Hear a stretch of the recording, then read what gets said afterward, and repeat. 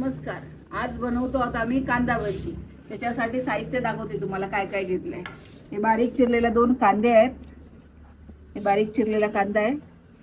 आणखीन हे घेतलंय हळद, गरम मसाला, मीठ आणि ओवा, हे बघा, आणि मिरची, अद्रक आणि लसूण.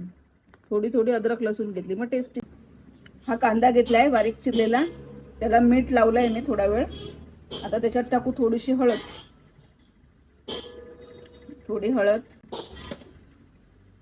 थोडी गरम मसाला, थोडं अद्रक टाकलंय, थोडा मिरची आणि थोडी लसूण. ही खाताना एकदम टेस्टी लागेल. आणि थोडी कोथिंबीर टाकली पाहिजे. कोथिंबीर टाकते, कोथिंबीर टाकली आहे. आणि थोडा टाकू अजवाईन. अजवाईन म्हणजे ओवा टाकले. आता मिक्स करून घेऊ व्यवस्थित. मिरची पावडर टाकली नाही, हिरवी मिरची टाकली का आपल्याला तिखट जेवढं पाहिजे तेवढं आपण खाऊ शकतो असं. आणि हे बेसन, 1 वाटी बेसन टाकलंय भजीला. आणि थोडा वेळ मसाला लागण्यासाठी 10 मिनिटं ठेवून देऊया. का मग पाणी आपण टाकायचीच नाही कांदा भजीत थोडं पण. मग ते कांद्याचं पाणी असेल ते पूर्ण बेसन खेचून घेणं व्यवस्थित. असं मळून घ्यायचं व्यवस्थित. तिथे सगळीकडे बेसन लागेल पूर्ण कांद्याला.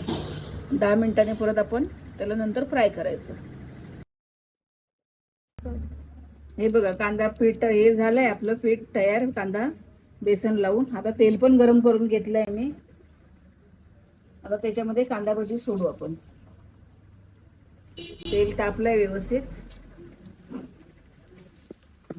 कांदा भजी सोडते.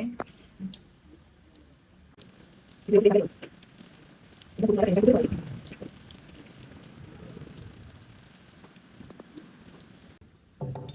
बघा, कांदा भजी तयार झाली. तेलात सोडल्यावर 5 मिनिटं ठेवली आहे ती भजी. आता ही बघा एकदम कुरकुरीत आणि लाल आणि क्रिस्पीच झाली आहे आणि छानच झाली.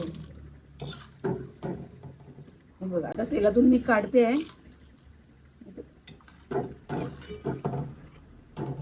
चल कट काढून ते झालं, संपलं. घेऊन बघ. कांदा भजी झाली आहे आपली. खाऊन बघते मी, टेस्ट करते. आणि टोमॅटो सॉस केचप घेतलंय त्याच्याबरोबर. खाऊन बघू कशी झाली आहे ती.